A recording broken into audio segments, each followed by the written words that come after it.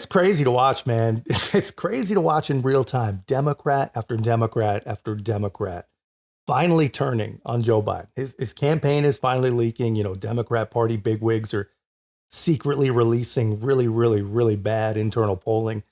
And they're all freaking out. And I think it's important to remember why. It's not that they actually care about democracy. It's not that they finally figured out that Joe is no good. It's not that they're trying to do the right thing and save an old man from elder abuse. They're not worried about any of that. They're not worried about what they've seen. They're worried about what you've seen. They're worried about power. They're worried about control. And that is it, man. And here's the thing. We all know polling, right? So I don't want to get too excited about it, but I'm always happy to watch the left get excited about it on our behalf. Is a guide, Correct. As we all say. Have an incumbent in the past face something like what is happening with Joe Biden now. What has that meant for them? Nothing good. Nothing good, Sarah Seidner. Nothing good for them. All right, incumbents who trailed prior to and then lost the first debate.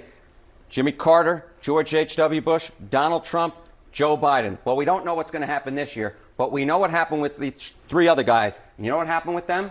They were one and done. They all lost re-election. And at this particular case, Joe Biden, you're looking at those polls right now, looking at those post-debate polls, looking at that Democratic panic. There's really no good news except for the fact that fortunately for Joe Biden, the election isn't today or tomorrow, it's in November, because he's going to need that time to make up for what was a historically bad performance for the current president of the United States. Think about that. CNN is pretending that time is some kind of asset for Joe Biden. That's pure fantasy. I mean, they are holding on to pure fantasy that there's some magical thing that Joe Biden could do or say that could change any of his fortunes, right? And I don't see it. We saw him try with George.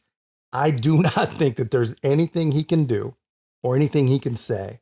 I mean, honestly, even if he was picture freaking perfect from literally this moment forward, which he can't do, of course, but even if he could, there's no coming back from what 50 million people saw. I mean, 50 million people saw his brain malfunction in live primetime. In their own hide when it comes to re-election. And what has changed in the past 24 hours is we are starting to get more and more internal polls and more external polls, public polls about the ramifications of Thursday's debate. And there are internal polls, we are told, by Democratic lawmakers that show Joe Biden now losing Virginia, New Hampshire, and New Mexico to Donald Trump. That is a massive shift, and that would be a game changer in the Electoral College that was already closed. Can you imagine being a Democrat Party operative and your own polling shows you losing in New Mexico?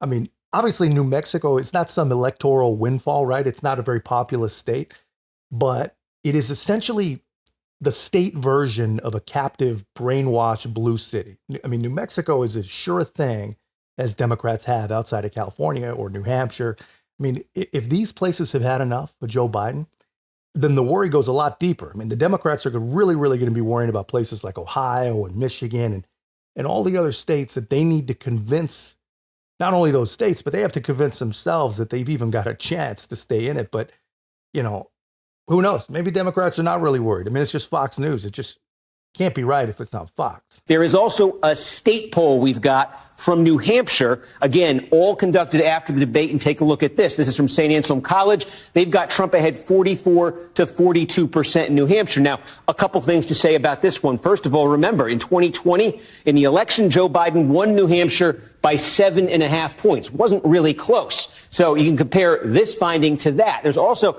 not been a ton of polling of the Trump-Biden race in New Hampshire this year. But since December, there have been 4 other polls in New Hampshire. Biden has led all 4 of those polls by a margin ranging from 3 points on the low end to 10 points on the high end. All of those before the debate. This, the 2020 election result. And now post-debate, this is the one that stands out. Trump is ahead by 2.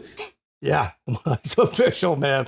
They got to be freaking out. But you can't feel bad for him, man. It's impossible to feel bad for him. I mean, they saw this coming 4 years ago, but they didn't care. They wanted power.